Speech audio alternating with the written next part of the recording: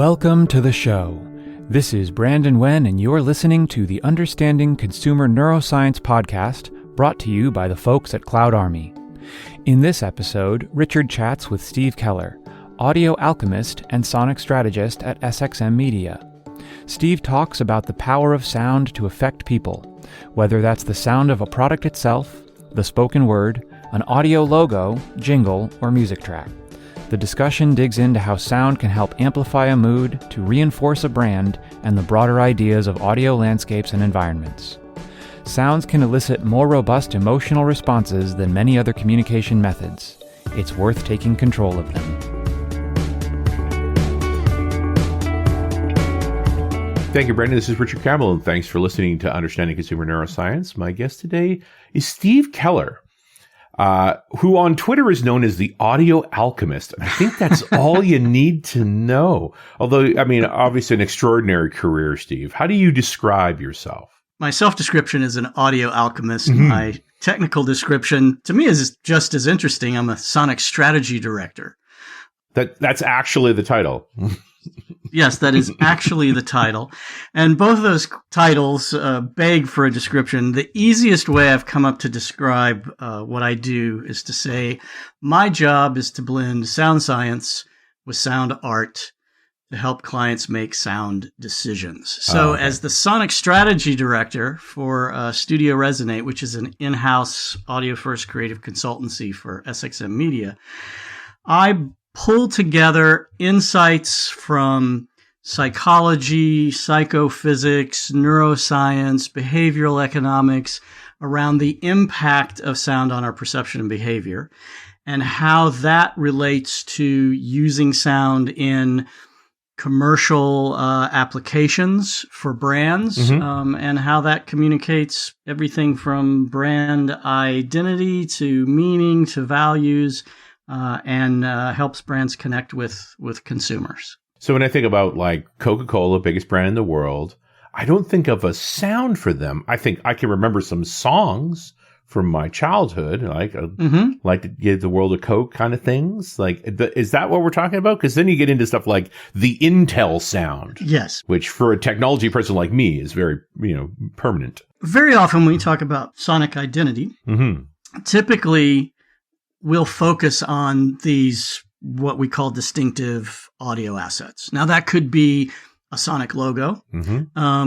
Coca-Cola has actually had a couple within the past 15 to 20 years, a series of notes that you identify the brand with. You can also think of the Intel bong, the bum, bum, bum, bum, bum. Yeah. Could be a brand theme. In the case of Coca-Cola, again, their 2016 mnemonic, or prior to 2016 mnemonic, the bum, bum, bum, bum, bum, that was also a longer piece of music. It originally started when they had a campaign called the Happiness Factory. If you remember, it was an animated commercial where a guy dropped a quarter into a vending machine, and you went into the vending machine and saw all these fanciful characters that were creating the Coca-Cola, pouring it into the bottle before the bottle came out of the vending machine. So there was a theme for that. It could be a brand voice. Could be a spokesperson or a particular voice that's used in the category. Could be sound that the product itself makes. With Coca-Cola, think about this. Very often, particularly in movie theaters, you might see an ad for Coca-Cola where it emphasizes the dropping of the ice, right? The sound of the popping of the bottle top, the fizz of the Coke. And it was not too long ago, Coke actually did a print campaign.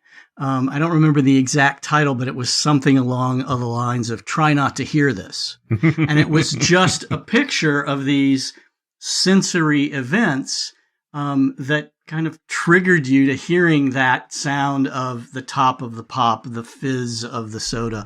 All of those are sonic cues that Coca-Cola leans into. Sure. And I love that particular scenario where it's now I'm not going to give you the sound, yes, but you know this sound, and I can give you symbols that make you hear the sound. Yes. There are, all kinds of ways in which brands have used sound intentionally and unintentionally that have created associations. It's just kind of classic conditioning. You pair a stimulus audio with another stimulus and do that enough, and you build those associations, those memory associations in your brain. Is this always a brand exercise then? Is this just the same way the swoop or the red and the white? Just the sound is more about identifying brand. It should be. Mm-hmm. It's not always. Brands have used music, voiceovers for decades. They haven't, though, until fairly recently, as a whole, started to think about audio in a branding context in the same way they would think about visual. If you think about a brand's visual identity, very often there's design exercises into creating that visual logo, deciding what the colors are, a typography. You build a style guide which says, here's our brand colors, here's how you're supposed to use our logo. Those style guides are designed to give you the consistency that you need.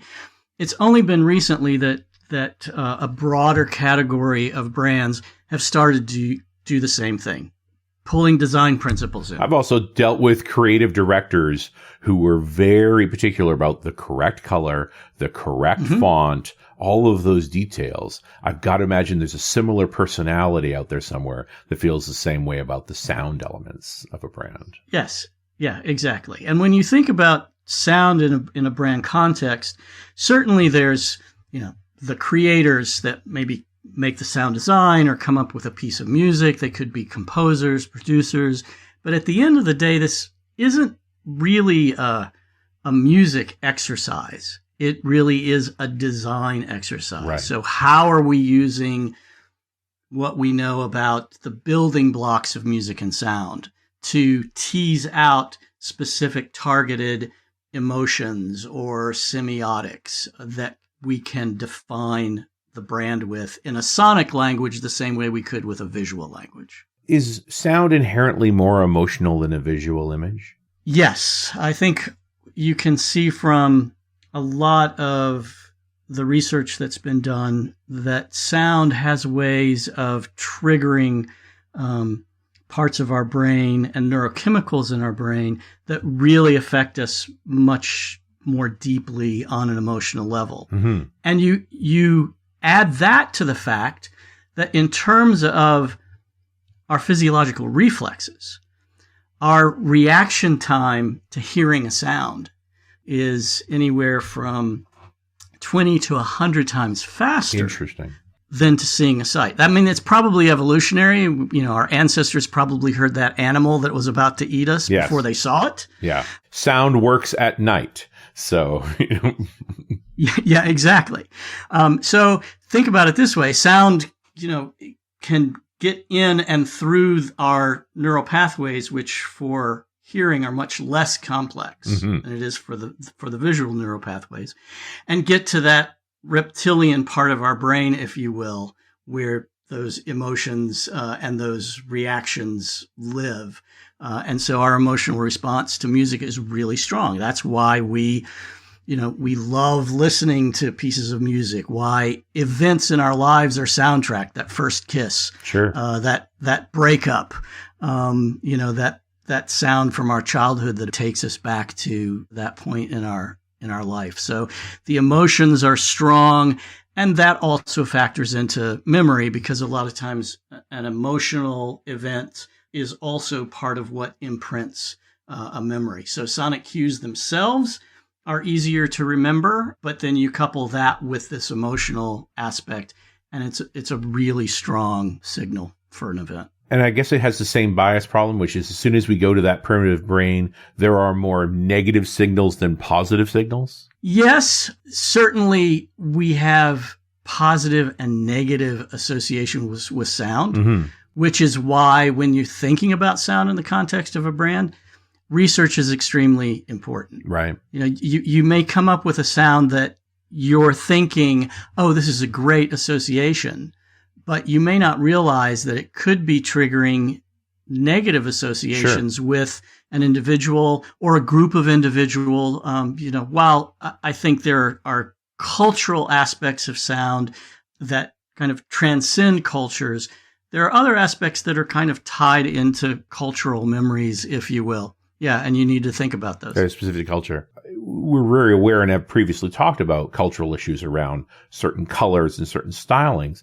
I almost wonder if this audio is more broad. Thunder is thunder everywhere in the world. Right. And I think human response to that is fairly consistent planet-wide. I don't know, Yes. The same way that sunlight has, I think, fundamentally a positive connotation on folks. Yeah. I mean, people very often talk about music's a universal language. Mm-hmm. There's a debate in academia because, is it really a language? Can we really say it's a universal language? And I think the real point about that concept is that there are certain things about music that seem to translate universally regardless of the culture. Mm-hmm. Things that are up-tempo and a little more bright in pitch and tonality tend to universally be seen as or heard as arousing and positive. Right. Slow something down, have a little lower pitch, a little more legato, and universally that's heard a little bit more as being relaxing or soft. There was a study that was done with different cultural pieces of music for romance, for a lullaby, and the third one was maybe for dance. And they found across cultures, people that weren't even familiar with the cultural music examples that were being used could still correctly identify what the context was. Right. So there's just interesting ways that, music transcends some of our cultural limitations. Well, it certainly, to me, means when I'm starting to explore an audio brand exercise for my organization, well, obviously I'm going to need testing. I'm probably in good shape culturally, more so than I think a lot of typeface and graphical elements, which are more challenging to make multicultural. Yeah. And from a memory standpoint, melodies are really sticky. Mm-hmm. It's why we learned our ABCs with melodies. It's Right. why probably a lot of cultures before there was an advanced written language may have told the history of their tribe in song. And so we learn melodies. Melodies are really sticky, and melodies tend to transcend these, cultural dynamics. If I sing ba-dum-bum-bum-ba, you'll hear that melody as McDonald's. Now, Right. I can translate that in instrumentation that may fit a particular culture, whether Right. I use a Kyoto or a timbali or a harmonica or a banjo, and yet no matter when I It's the hear same it or tune. what's doing it, it's the same melody. That's really That's the interesting. piece that transcends Yeah. the dynamic. And the fact that you culturally localized it strengthens it, even though you've kept the tune. Yes. Yeah. And so, I think with visual distinctive assets, a lot of times you are locked into, I have to use these colors. I have to use this visual mark. Mm-hmm. With an audio brand, yes, there are particular things that you want to be consistent with, and particularly if there's a melody associated, but you can interpret that melody in different ways. Yeah. And still have the melody being recognized. When I hear ba-da-ba-ba-ba in Germany, It's still McDonald's. I know what it is. Yeah. In Japan, I hear it. It's the same thing. Italy, same thing. In some ways, you think the fact that you can take a brand name and translate it language to language as well is similar. Yes. It is localized, even if you're using this, you may be using the same font, same colors and so forth. Although definitely we've dealt with issues around color being different in different cultures. Or the brand name, brand claims a lot of times. There are horror stories of a brand name actually meaning something In that language. entirely different in Yes. another language. The famous Nova, right? Yeah, exactly. Beautiful. Yeah.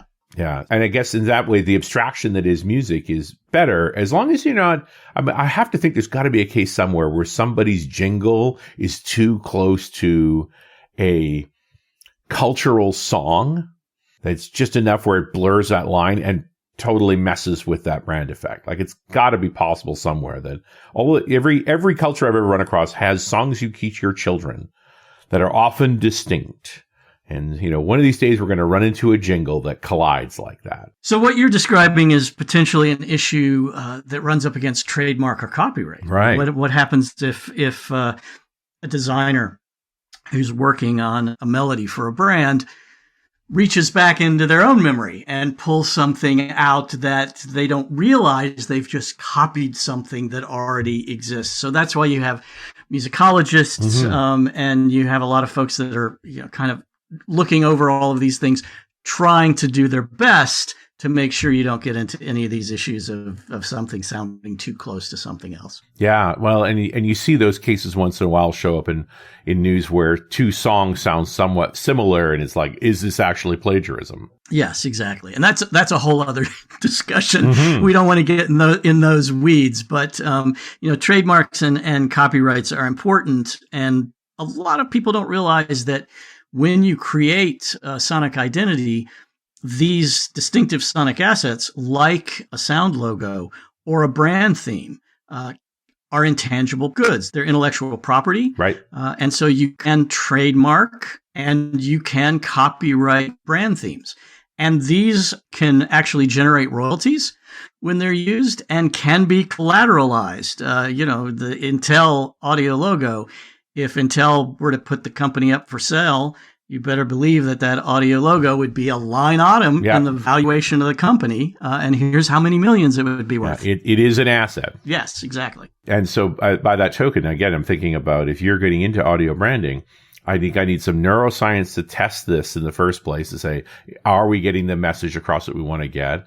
And then those musicologists to say, am I conflicting with any cultural things or running into any licensing? And then go to legal and say, and this needs to be protected. Right. All of those things are part and parcel of the process.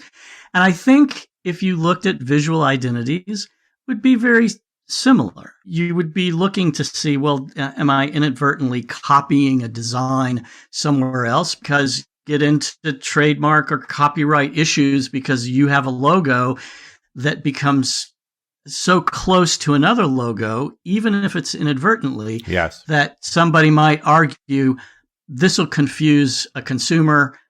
We own this trademark. You need to change your logo, and those cases are standard. And those are cases that definitely exist, right? It's absolutely that problem. Yes. And so certainly, as soon as we get into any of these branding exercises, we're running into those exact same problems. Yes. I mean, beyond the branding side of it, we casually wander past the neuroscience piece. Like, how do I elicit the emotions I want to elicit besides just recognition? Or is that even a worthwhile exercise? Well, I definitely think it is a worthwhile exercise. So certainly the recognition is important. The recall is important. That's what produces, what we call brand salience or bringing a brand top of mind. And all the research has shown us that this mental availability, the cognitive space that you have available that isn't held by something else or another memory is really important. So if you can capture that, if you can bring that top of mind, talking about Coca-Cola again, they have worked really hard to establish these sonic cues of the pop of the top of the can or the top off of the bottle, the pouring of the Coke, the sound of the fizz as being so tied with the brand that if another brand, let's say Pepsi, were to try to lean into those same sonic cues, the neuroscience might actually show us that they end up advertising for Coke. Right. Because the consumer hears those cues and they think of Coke because that salience is so high. So that recall is really important. But beyond that, there are two other things that we can benefit from sound in the context of branding. And one is these emotional connections. So if you can define your brand attributes, if you can define certain emotional targets that you want to associate with your brand or reflect your brand, we know enough from music cognition studies and other studies around physiological reactions to music to know that by playing with the musical building blocks of tempo, timbre, articulation, pitch, rhythm, dynamics, these things are all part of what go into triggering certain emotions. Right. And so if we know that playing with a certain pitch or a certain timbre or a certain modality, major or minor, gets us closer to an emotional target, we can craft music and sound in a way to get closer to hitting those emotional targets. Then we can also talk about meaning and semiotics. And sound doesn't just communicate emotion, it also communicates meaning. So there are certain sounds and melodies that in different contexts might provide a meaning that can be helpful in a brand narrative. All of these things can be tested, and they're all important when really trying to produce a sonic experience for the brand that's not only consistent, but congruent. Because that's the other thing that we found in the research. Mm-hmm. The more congruent the sound is with the brand itself, the better your recall is going to be, the better the familiarity and the appeal of the brand sound is going to be. And it also has an impact on the effectiveness of your communication. So that congruency is extremely important. So you've already worked on the emotional effects that your logo has. You make sure that your audio logo is doing the same thing, so that they're self-reinforcing rather than fighting each other. And then you've got, obviously we've been talking about a number of different assets. It could be a piece of music as a brand theme. It might be a voice. It might be sound design. So you can also test how to optimize these properties. Is there a particular voice that works better with a particular kind of music? Do you want to have your audio logo at the front of your communication, at the end, both? Right. So now we can get away from just the developmental aspects of testing, but then get into how do we optimize our sonic experience to produce a better effect for the brand. Yeah, certainly my experience making podcasts is you see it on people's faces when they know the intro music. The moment it starts, they know what they're hearing. Exactly. You're watching Netflix, and the moment you hear the ba-da, the ta-dum, as they call it, that's Netflix. Yeah. There's no question. And you know where you are. And presumably that just reinforces that relationship. If that's a happy place for you, then you're happy. Yes, exactly. Yeah, it's really interesting to see. This is just another vehicle, although it still strikes me as more visceral. There are, we talk about earworms in music. I don't think there's the equivalent eye worm in graphic design. No, I don't think naturally. I think you've got to be, it would be an interesting study to actually see if there's a optimal exposure to a visual logo to produce the desired memory effect. Yeah. How that relates to how many times you might have to hear an audio logo or a melody to produce the same kind of an effect. I mean, I suddenly jumped back to Close Encounters of the Third Kind and the obsession over making the site of the alien landing, right? It's like, there's an eye worm. They had something in their eye that they're trying to draw, the same way you keep humming a tune when it's an earworm. But only in science fiction, I think. You could certainly think of times when there have been exercises where people have been asked to draw, particular brands. Sure. And seeing which of the visual marks relate a little bit easier for folks to remember and draw as other ones. Yeah, it's interesting, but it still feels like audio is so much better than that. Yeah, I would agree. And again, I think this just kind of goes back to the way we are literally wired for sound. Our bodies use sound in lots of amazing ways. We can get into other aspects of sound as sonic interventions, sound used in health and wellness, sounds as a way to solve behavioral or societal problems. And then we're getting into all the really fascinating ways that sound is a part of our day-to-day lives and our communities, and we can lean into it in ways that sometimes we don't think about. I've always been astonished at how effective white noise is for large, noisy rooms. If I've done being in the technology side of things, these big areas full of developers, sometimes they're focused, sometimes they're noisy, and they've put in these white noise generators, sort of you could move away from a group and it suddenly fades away. I'm astonished that works. It's kind of magic. Yeah, it's just a simple masking effect that happens. The white noise is very effective at masking other noise around it. It's why it's often used as part of a sleeping tool, right? In sleep machines to drown out noise in outside environments. Another interesting application of white noise I found is in therapeutic offices. If you've ever gone in for therapy and maybe seen outside of some of the office doors, they have some of those little the Dome is the name of the company that makes these machines that have little fans on the inside. They generate white noise so that it prohibits you from maybe hearing a conversation right through the door, creating more privacy. Right. And then we can talk about pink noise, which is, a different kind of noise that if you're going to use noise, that kind of noise as a sleep aid, there's some new research that suggests pink noise is actually better. What's the difference? White noise basically takes all the high-pitched and lower-pitched noise frequencies and levels them all out at the same level. Pink noise tends to accentuate the lower frequencies of sound. Okay. And white noise tends to be things that are generated by fans, static, machinery, whereas pink noise is noise that's more often found in nature, such as the sound of rain or a waterfall or ocean waves.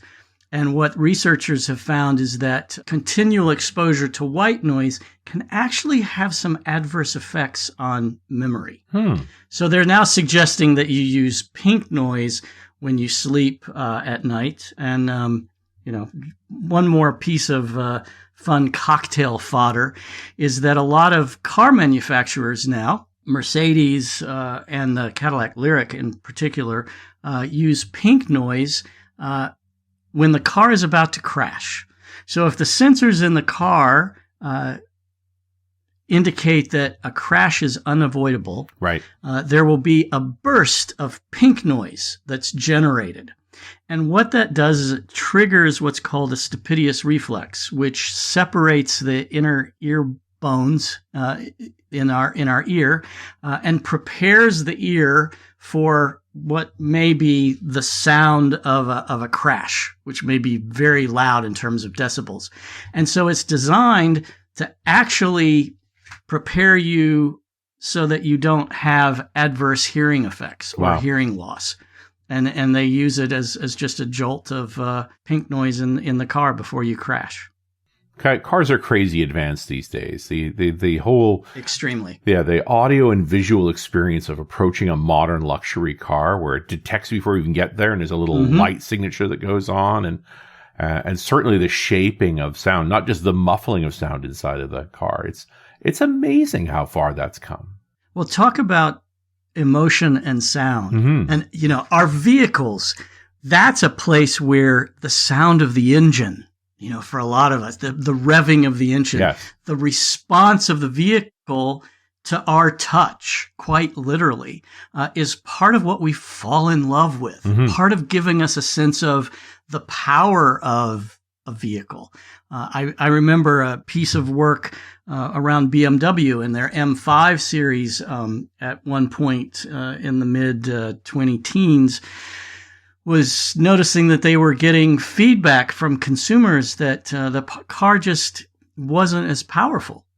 And they couldn't figure that out until they did a little more research and realized that they had been so effective in making the vehicle quiet that people weren't hearing that engine rev and the noise of the engine. So they actually mic'd the engine, they got recordings of the engine sound, mixed it with some synthesized sound so that you could dial the sound in through the radio. And so there are car manufacturers that have built, Porsche in their 911 series has a piece of equipment that they built that actually channels the sound naturally from the engine block into the cockpit to give you more power in the sound. VW had created a piece of equipment called the Sound Doctor, spelled Doktor, and it actually produced some higher frequency sound through the radio. And they didn't tell consumers about that. And when consumers found out, it's interesting, you can still Google this and see YouTube videos where they're telling you how to disconnect this feature. But it was designed for their GT vehicles to create more of a sense of power. Right. And that was done not by power through the engine. It was the power from sound, the feeling that the vehicle was more powerful. I could go on and on. No, it's such a great story. And I think it's also been mishandled from some folks. Like there's a point where it's like you're engineering this sound so it isn't real. Yes. And I think that, these kind of ethical considerations certainly can come into play. When we realize the impact of sound on our health and well-being. Some of the research that I've done with Charles Spence from the Cross-Modal Research Laboratory at Oxford, particularly around sound and taste, and how we can impact your perception of flavor by what we're putting in your ears, not just what we're putting in your mouth, and the impact of that on the amount of food we eat, the impact of that on not only obesity, but on sleep. And you start thinking about socioeconomic factors. Who are the people that live in the most noisy, undesirable areas of the city? It's usually folks who are lower income. But we know that noise can affect their health. And many times these are the individuals who can't afford health care. Right. Become even more of a burden on the system. So it's fascinating once you start unwinding all of this to see how sound is woven into the very core of our health and well-being. You tie that in with branding and messaging, and now we've got some interesting ethical implications for how we might be using sound to nudge consumer perception and behavior in a particular way. Are we at a place now? I mean, obviously every retail front plays some kind of sound inside of their space. I mean, I don't think you think a lot about it, but maybe that's what makes it powerful. Like it's just elevator music or an occasional announcements and so forth. I mean, how much thought's going into that side? Is there's something to be done there to affect sales? Yes. And you might be surprised to know, actually, there's quite a bit of research on that side. And companies that provide in-store music will work with you to look at what they call day parting, different times of day when maybe you want to slow down consumer traffic, right? Or speed up consumer traffic, or maybe you want them to focus on a particular area in the store, how you're using speakers, how you're curating those playlists, have that impact. And one of the most interesting studies to me was one that was done quite a few years ago by a couple of researchers, North and Hargraves. And it's a classic study in the field where in a wine shop, they had German wines, French wines. Consumers went into the shop. They would purchase the wines. On the way out, after they made the purchase, a researcher would stop them and ask them a series of questions about why did they choose the wine, and happened to ask them, did you notice the music that was playing in the background? And the majority of consumers didn't notice the music at all, and the ones that did notice, a very small percentage said it had any impact on their choice. Yes. What was interesting when they analyzed the data was that when French music was playing in the background, 77% of the wines that were sold were French. Wow. And when German music was playing in the background, 72% of the wines that were sold were German. Those are massive numbers. Yes. This is not plus or minus a couple of percentage points. Like, that's massive numbers. I know, just by changing the music in the background. And there was a study that was just done recently with online shopping that used the same techniques and found that they could have the same impact in online shopping when there were some of these kind of congruent musical cues that were playing in the background as folks were shopping for products. So yes, in those environments, it's creating, not just a mood or an emotion, but it is having an impact on behavior. We know from other studies, another study that Charles had done, that the type of music playing in a restaurant could have an impact on whether you were ordering food that was more or less healthy for you. It has an impact on the flavor of the food. And as I said earlier, it also has an impact on how much food you're eating. In loud, noisy restaurants, we tend to consume more food. Right. Now, a restaurateur may say, great, I'm just going to turn up the volume here because people are going to order more. But they tend to forget that one of the number one complaints in restaurants is not about the food, it's about the noise. How noisy. Yeah, absolutely. Yeah, exactly. Because eating, in my world, certainly is a very social exercise. And you want to interact with your guests that you're eating with. And if you can't hear them, then what good is that? I'm still hanging on to the wine thing, friend. Like, my goodness, like, don't discount the French wine. Play French music. Yes, exactly. So again, just going back to your point that, music is something that while we're not often consciously aware of it, it is having an impact on priming us in ways that we don't really realize is going on and nudging us towards certain behaviors and choices. Sure. And so much of the conversations we've been having on the show about neuroscience have been about that unconscious response. Yes. Yeah. They're very powerful to think, can I manage the soundscape in all aspects of the sales pipeline to nudge you towards decisions that are beneficial? And I would say this is where very often I'm trying to broaden the conversation around sonic identity to really think of this more in the context of a sonic experience. So if you think about a brand and you think about their quote unquote sonic ecosystem, all the places where sound might connect a consumer with a brand. We tend to think of commercials on television, but we've also been talking about sound in spaces, in retail spaces. Right. Think about what happens when you get put on hold. Think about interactive sounds. Is there an app that's used with the brand, and what are those functional sounds? What does that communicate? Does the product itself make a sound? Yeah. Is that a part of its sonic identity? What about VR? What about other UX and UI considerations? There's a lot of talk about the metaverse, which right now is hype, but certainly as we begin to think about more of these virtual experiences, sound is a really important part of making something feel immersive. So brands need to think about not simply, do I have a sonic logo? But think about all of these sonic contexts and how do you create an experience that is consistent, unified across all kinds of spaces, and congruent in communicating the brand. That's really how you're going to align brand intent with consumer perception.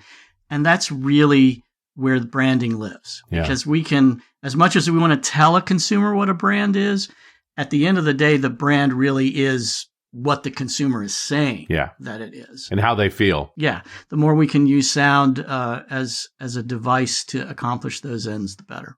That's a very powerful combination. It makes you got to come back and think, because there's always going to be a soundscape in every aspect of your company, one way or the other. It's just whether it's intentional or not.